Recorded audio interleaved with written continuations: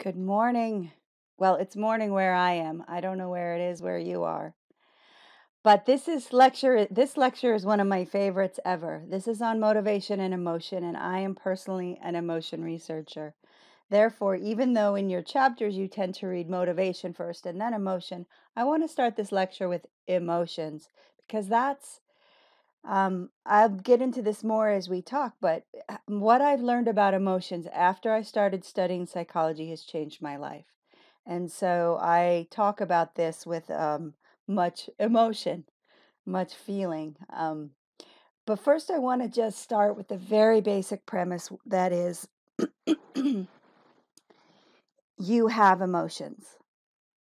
Now, that's obvious, right? Most people would admit that they have emotions, but there's a very deep realization that you can have when you realize that everyone has emotions, even when you're upset, even when you're happy. There's nothing special, particularly about you in the emotions that you're having, because there's a good chance that any other human being on the face of the earth has felt similarly to you at one point or another. So think about this. How do you feel when someone is happy to see you? How do you feel when your parents tell you that you can't go and hang out with friends? That stinks. How do you when you do well on a test? A good friend acts like you aren't there. That doesn't feel good. You have the whole day in front of you to do whatever you want. Or you can't catch a ball to save your life. So these are all basic, silly, sometimes difficult situations that you may encounter. And there's a good chance that we can predict how you would feel in those situations. Emotions aren't random. They come from places. They're much more predictable than people give them credit for. And that's some of the things we're going to talk about today. What you should know is that emotions are functions of motivation, and motivations are known by emotions. What that means is, and we're going to talk more about motivation in a few minutes, but what you're moved to try to achieve in your life is going to be intrinsically tied into how you feel about whether you're achieving it or not achieving it, or getting it or not getting it. So, what you want, what you need, is a big piece of what you feel.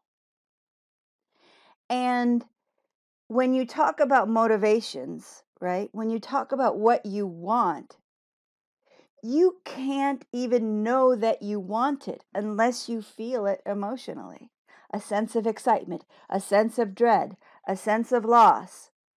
It's your emotions happening in your body that give you the clues to even know that you want what you want. So now that you know how intrinsically these are linked, I also want to point out that you have beliefs about what emotions are. So some people are taught that emotions are pointless. Like if you come from a highly scientific family, you may be taught that emotions get in the way of good reasoned thinking.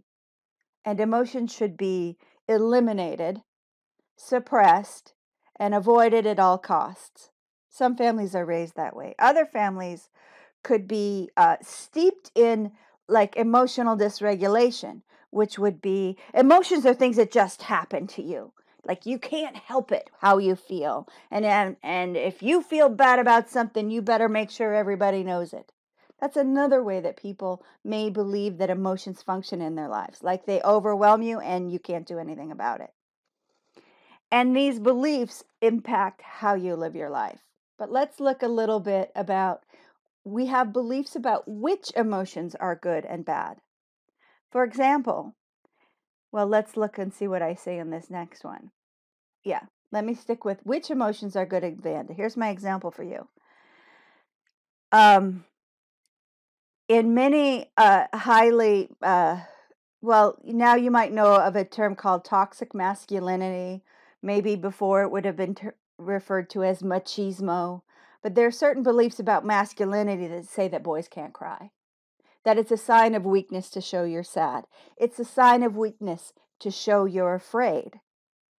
And girls, for girls, the flip side of that is it's inappropriate to show you're angry. Like you're bad, you're bitchy, you're whatever if you show that you're angry.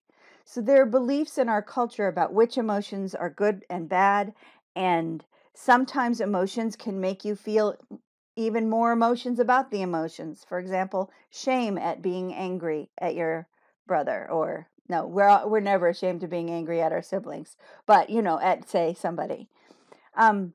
So furthermore, we have different beliefs about where emotions come from.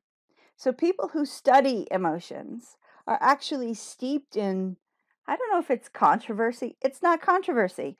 These beliefs, they tend to look at whether emotions are innate, whether you're born to feel what you feel, or whether they're constructed. And personally, I'm going to give you the preview, which is I don't think it's either or. I think it's entirely both.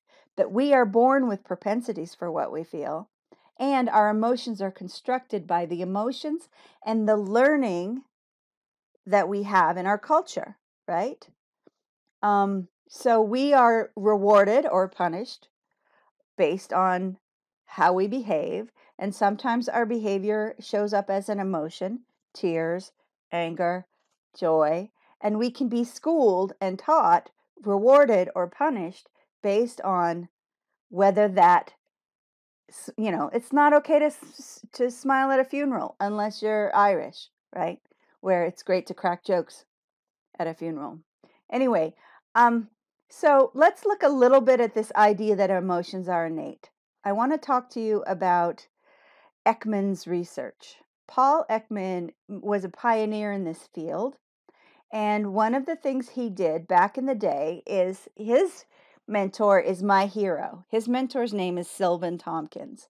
And Sylvan is sort of the granddaddy. He's been referred to as the Obi-Wan Kenobi of emotion research because he was back in the 60s, 50s and 60s working in psychology, and at the time people weren't paying any attention to emotions because there was a lot of emphasis on only observable behavior.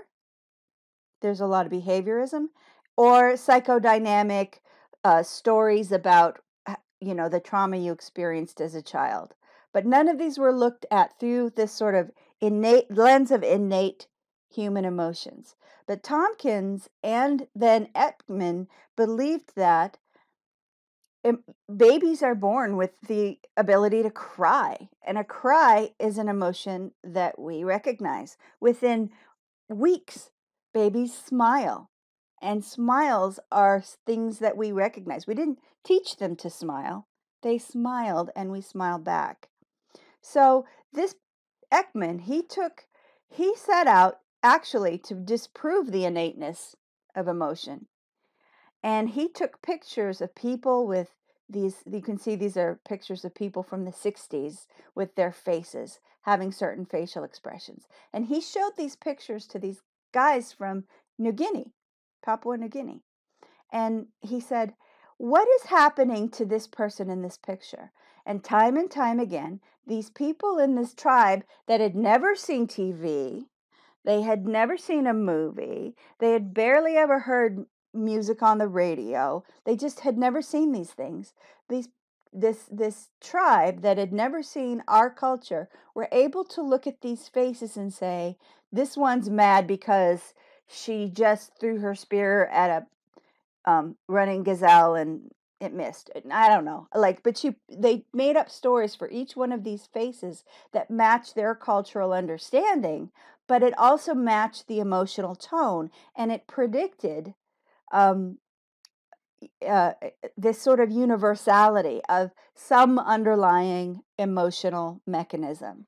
The reverse was true as well. When the people from New Guinea were told stories about what does it look like when your child is sick and might die? And they would make faces that would match the story, that would predict the feeling that we would expect. So this was a big revolution to realize that Emotions, everyone has some kind of emotion everywhere in the world. And just for fun, here are my cat emotions. Here you have, this one is interest, excitement. This one is uh, contentment, um, enjoyment. This one is, anger. This one is disgust because you see his sneering lip. This one is sadness. This one is startle. This one is fear. And this one is shame. But I couldn't find a cat that was ashamed, so I had to find a picture of dog because cats don't feel shame. All right. So I'm going to just give you a little bit about Tompkins' theory of affect. He believed that emotions are both innate and learned. But he identified affects as the part of the emotional system that exists underneath it all. Like that's more biological than it is cultural. Basically, a baby at birth is born to experience interest and excitement. In his world, excitement is the high volume, high amplitude version of interest. So you could be a little bit interested in something or really excited to teach you about emotions, right? Another one that children are born with is fear. Every infant is able to experience fear that something bad will happen. The face for that is the eyes go up. This little baby is pulling back. There's also startle, which is kind of difficult to distinguish between fear, but startle is like, and it resets your button. So when there's something loud or new or whatever, you startle and it's almost like your slate has been cleared, and whatever you were feeling a moment ago, you're prepared to feel something new. Distress is is associated with, say, sadness, and distress is something that we feel when there's too much stimulus. Anger is when there's way too much stimulus, and enjoyment is the feeling of your stimulus kind of going down at a gradual. It's like, I like to think of interest and enjoyment as these are Tompkins' idea of the two basic flavors of feeling good. You're either moving towards something and interested in it, or you're either enjoying it. Those are the two basic ways of feeling good. So I like to think of interest as the ooh of life and enjoyment as the ah of life.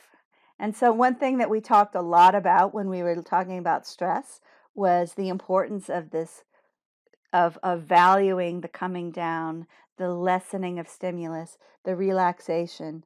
And so these two, interest and enjoyment, are that's what makes life beautiful. I'm going to move on from that. There's some other ones like disgust, dismay, and shame that Tompkins also talked about. I'm going to talk for a moment about shame because you're not going to hear this from anyone else. Tompkins isn't widely taught. He doesn't show up in your textbook. But one of his most interesting insights was shame. And it's sometimes it's a difficult name. Some people, since Tompkins, who study Tompkins, like to talk about shame as disruption, maybe even disappointment. But shame is what is felt. He noticed this on babies, that when a baby is feeling good about doing this or that, and something comes along and says, don't do that, their enjoyment or their interest is partially interrupted. And this interruption itself feels bad. You'll notice this if you start to think about a time when you come home from, say, school or work, something great happened, and you tell the person in your household, this great thing happened, and you're ready to share interest, you're ready to share excitement, and they're like, they just don't look up from their phone. It feels especially bad to have your good feeling interrupted. And that's something I want you to think about and know, because there's a good chance that, well, we'll just talk about that later, maybe some other time, but it's a very powerful insight that you're not going to get from someone else. One thing that's important to know about emotions is that your body tells you how to feel, right? You think that emotions are happening in your head? No. Emotions are happening all over your body. Your heart rate, we learned about that when we studied stress. Your heart rate, your facial muscles, your tension, your sweat, all of this is involved. You get feelings in your stomach. You get a sense of lightness. The muscle tone in your neck when you feel sad. Like all of these are involved in telling you how to feel. So I want you to try this with your pen. I want you to first put your pen in your mouth with your face relaxed. And think about what you did this morning. Now, put this in your mouth with your, in the same way, with your, put a little smile on your face. Not a big one. Think about what you did this morning. Okay, now, thinking about what you did this morning, put your pencil and think about what you did this morning. And I propose to you that as you progressed from no smile to a sort of fake smile to the muscle configuration of a real smile, that your thoughts about what you did this morning got better. And that, my friends, is the facial feedback hypothesis. It's the idea that the movements of your facial muscles intensifies the subjective experience of emotion. So you can move your bodies in a certain way that will actually intensify emotion you already feel, and sometimes actually generate an emotion that you didn't know you had. For example, there are certain ways of breathing. If you breathe like this, you'll start to laugh because quick outbursts of breath create, that's the bodily function of laughter. But if you breathe like this in quick inbursts, you could easily start to cry because the breath pattern of crying is breathing in quick bursts. Right?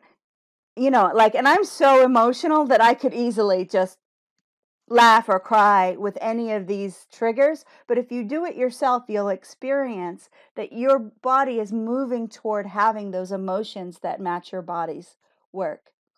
Now, I want to just make sure, we were talking about smiling. The Duchenne smile, it's something to remember. When we talk about the Duchenne smile, it's the real smile. And how do you know? It's the crinkles at your eyes. Like these eye muscles are involuntary. It's really hard to smile and actually make them work. Like, I suppose if you were really good at facial muscles, you could start to learn to fake it. But most people don't know how to fake their eye muscle crinkles. That's how you know whether a smile is real or not. Here's Rachel Ray when she was younger with what looks like a real happy smile. And here she is just smiling for the camera. They're dead eyes, right? So the Duchenne smile is recognizable to most people. Smiles impact your well-being. Here's an interesting study that was done by looking at the faces of these women in a yearbook in the 60s. Check out their hairstyles. Anyway, and coders went through, looked at the faces, and rated some as being real smiles or no smiles, or, right? And the degree of smiling predicted marital status and well-being 30 years later. So how deeply someone smiled in their 20s was a predictor, at least for their yearbook photo. It predicted their happiness 30 years later. It also predicts healthy behavior, such as preventative trips to the healthcare. And when you smile, it can increase your pain tolerance. They do research where they stick your hand in an ice bucket. And if you smile, if you sort of grin and bear it, you can actually endure the pain longer. Another perspective is that emotions are constructed. And that means that, yes, you're born with propensities to feel anger and distress and interest and excitement and enjoyment and joy. But how you feel those things is very much constructed by your culture. I'm not actually going to talk to you about this circumplex model. It is important if you get into emotion research to understand that some people believe that emotions can be organized based on these continuums of valence and arousal. Like arousal meaning alertness, that, like you're activated. Some people also call arousal activation. Like whether you feel good or bad, or activated or deactivated. And that's one way that people think about emotions. Personally, I'm less convinced by this because I feel like I'm showing that this chart helps me personally to understand myself and my motivations better. But that's just me. Lots of people like this model. It's very important in research. But what happens, what people believe then, is that based on your culture, you're going to be taught to feel differently in different settings. So, for example, I said you don't cry at a funeral unless you're Irish.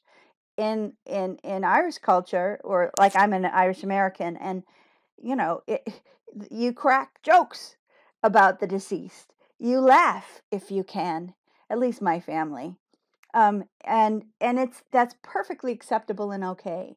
In other cultures, it might be looked at as frowned upon. But like if you're, say, living here, I have a picture of people in the Andes. You know, like if you live in a very cold climate, right?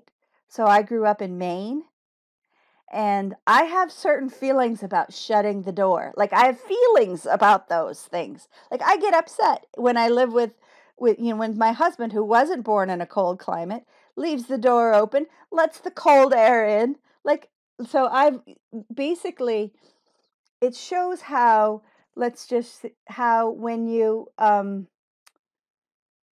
how different cultures actually shape how you feel about different things. And one evidence for that, good evidence for how culture shapes your emotion, is this evidence for constructed emotions. And that means that there are different words, different values, different meanings and expressions, and difficulty of self-report for being able to even describe your emotions. But here I've given you a list of positive emotions we've never heard of. Um, like, for example, I love this one.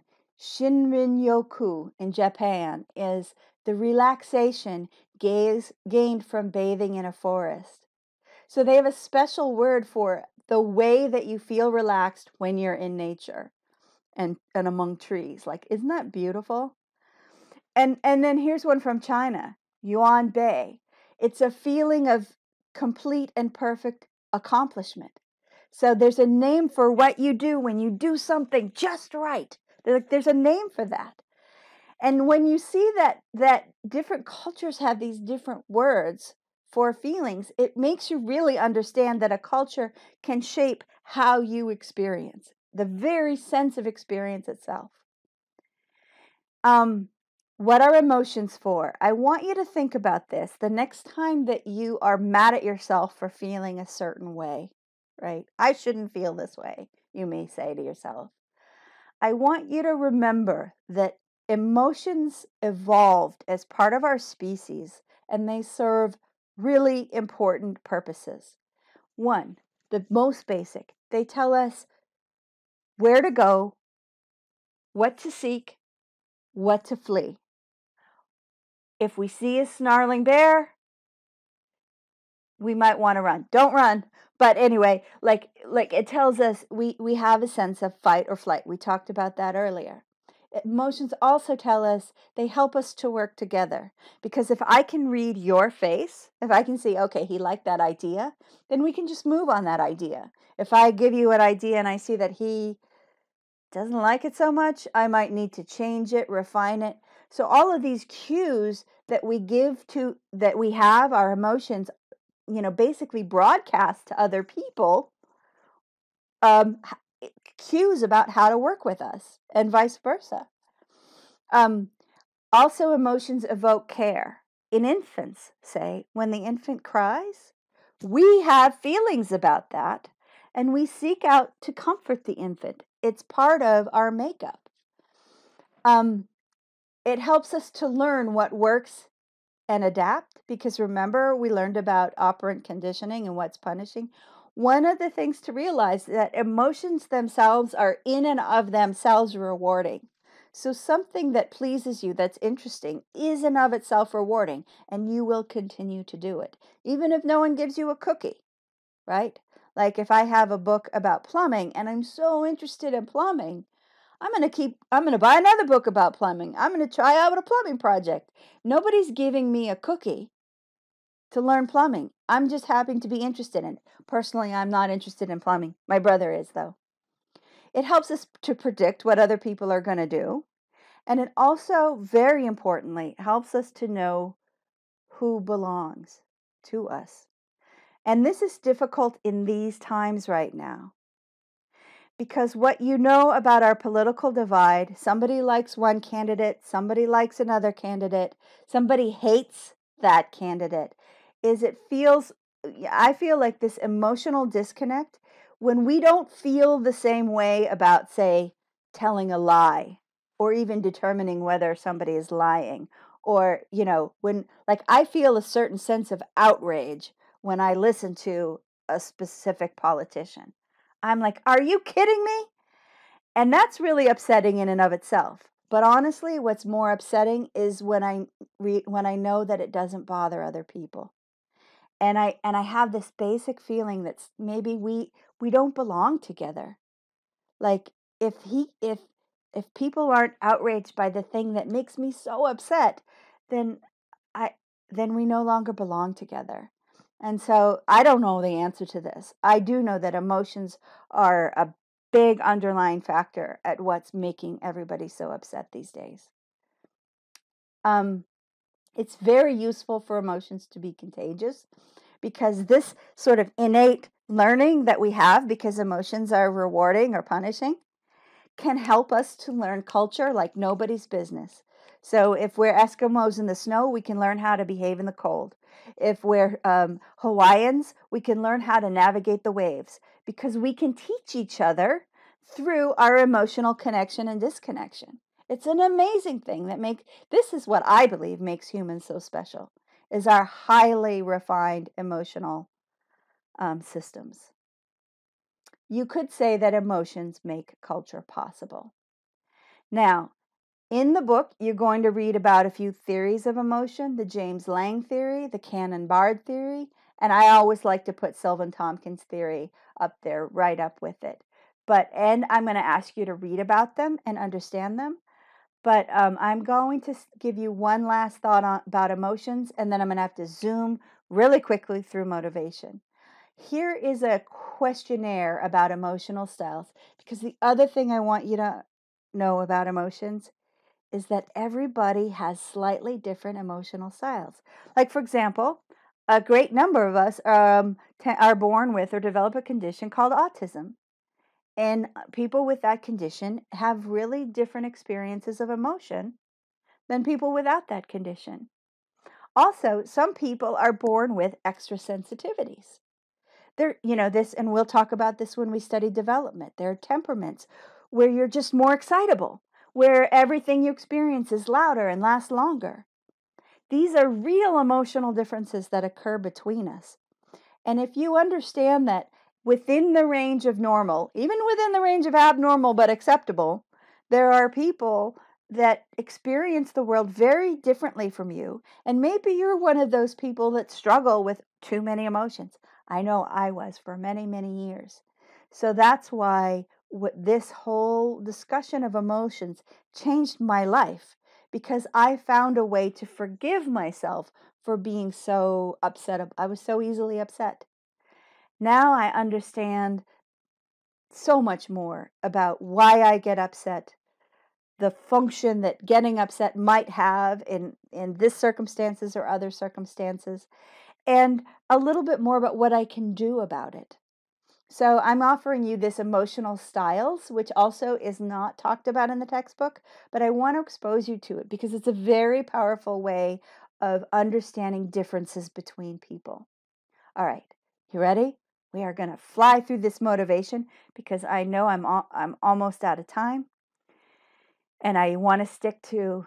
Um, I'm going to do this in about 5 minutes if I can. So motivation. There are different theories of motivation. Instinct, the instinct says you're born to say run from snakes. Drive reduction. You're born to say satisfy your thirst, satisfy your hunger, satisfy your need for sex, right? Another one is optimal arousal theory, which is a sort of Yerkes thing. This means that you're born to have this sort of homeostasis of arousal, like where you kind of want to have this great steady state and you're going to get more aroused or less aroused and you're going to continuously seek this balance. Another theory of motivation is the reward pleasure approach, meaning you're seeking rewards and pleasure and you're avoiding pain. That's sort of this hedonic idea. This holds a lot. And then the last that I want to talk to you about is need satisfaction. And there are two big names. This means that you're born with basic needs as a human being. And as a human being, you try to satisfy those needs. Maslow has one set of needs that he says we're trying to meet. I'm going to talk to you about them. And the self-determination theory has another. So optimal arousal, it's the theory that we seek out stimulation that allows us to maintain our optimal arousal. You can read about that in more detail. The drive reduction theory is interesting because it says that if we have these physiological needs like hunger, thirst, and sex, then we basically seek to satisfy those needs. And I think that works just fine when you're talking about like a baby and the milk that it wants and the attention that it wants. But one thing that the drive reduction theory does not explain is the need to accomplish something. Like here's a picture of a girl that just won a spelling bee. What part of hunger, thirst, or sex was involved in her wanting to win that spelling bee? So the drive reduction theory is interesting, and like most things in psychology, probably incomplete in terms of explaining human motivation. The biopsychosocial theory is associated with Maslow's hierarchy of needs. So you can see in this hierarchy, he basically believed that it starts out with physiological needs, maybe these drives like water, food, shelter, sleep, clothing, safety needs, so personal security, employment, health, property. Then, after those are met, you try to meet your needs of love and belonging and friendship. And then, after those are met, you try to meet your need for esteem and self respect and status and recognition. And then, after those are met, you desire to be the best you can be. There's this idea of self actualization. But the criticism is that there's no real support. Like, this is nice. This Maslow's hierarchy, it feels nice. You recognize instantly that all of those needs are important. And there's a certain logic to it. But the presumption that you would meet your physiological needs over your love and belonging needs means that you've never met a teenager who will stay up all night to talk to friends, or a parent who would sacrifice their life and limb for their child, right? So this is a nice structure because it describes many things that we can easily recognize as things that we need, we feel a need to satisfy. I just take issue with the idea that one needs to come before the other. Okay. Now, I'm very interested in self-determination theory's description of the basic psychological needs.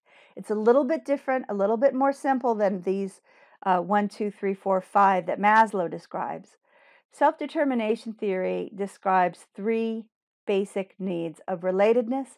I need to belong. I need to be connected. I need to love and be loved, know and be known. I need that. So I go, yes, that's true. I need that.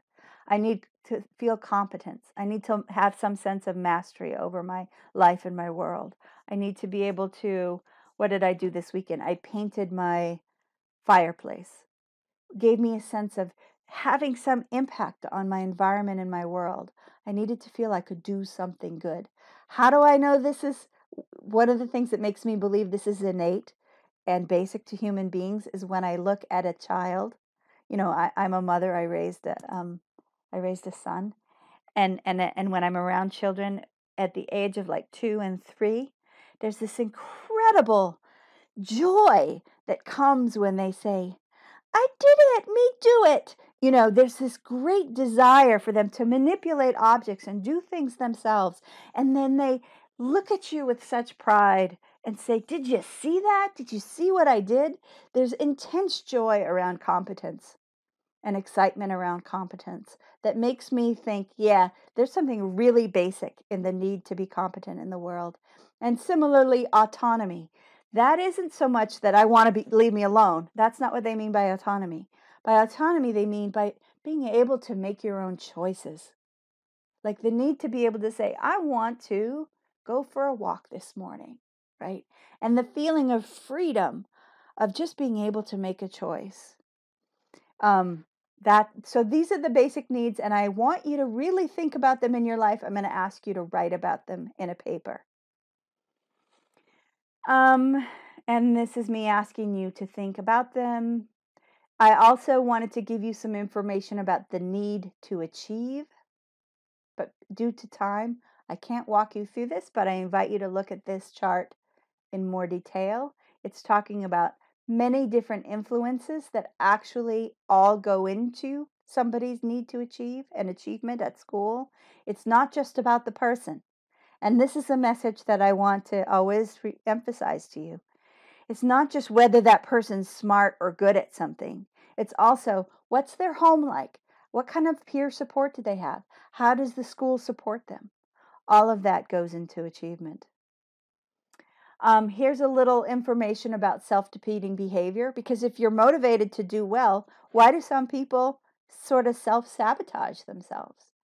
And another student asked me this question during this section, and I thought it was so interesting. I wanted to give you some ideas. Sometimes they want to avoid rejection that comes with success. Like maybe your peers will reject you. Sometimes you just don't want to have a change. Like if you succeed at something, you may not want to have to go to, Berkeley like if you do so well at Chaffey, you might not want to have to go there. Maybe you're just too tired and demotivated to invest the effort. Maybe there's a short-term gain, for example, that's conflicting with your long-term success. I want that good thing now. Oh, instead of saving for a car, you're going to buy a motorcycle because it's more fun this weekend, right? Might want to protect your ego. Some people do self-defeating behavior because if they tell themselves, oh, I didn't try that hard, then it protects your ego. Oh, I could have done that, but I wasn't really trying. And lastly, some people do self-defeating behavior to sort of punish themselves, like I deserve to lose.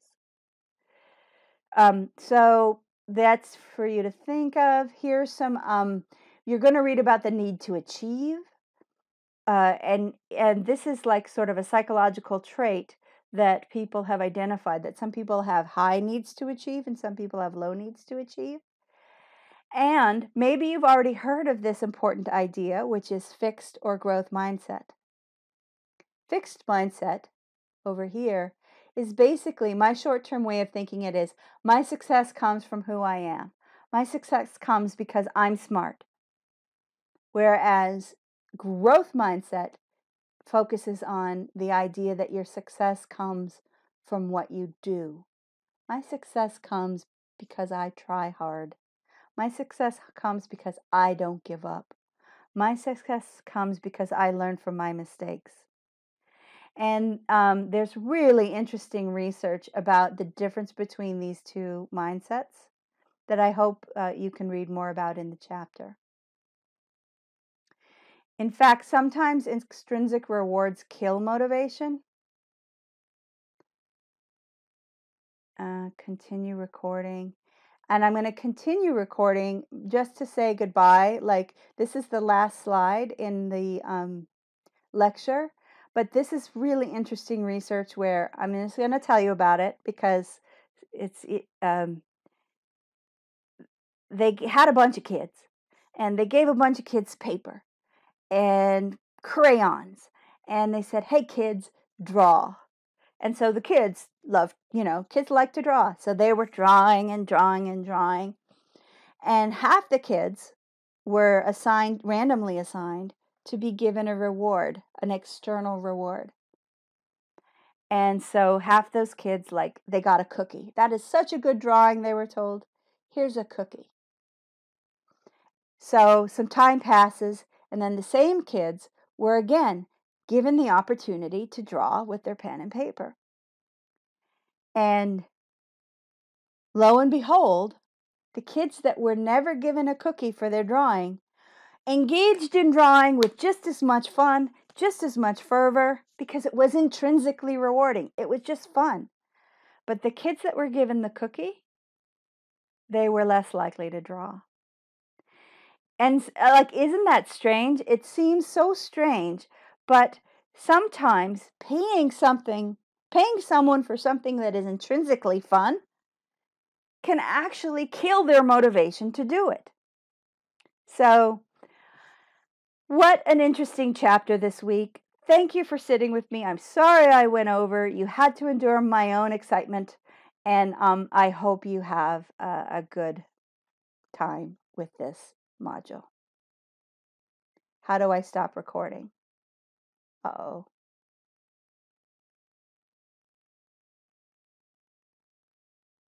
Uh-oh.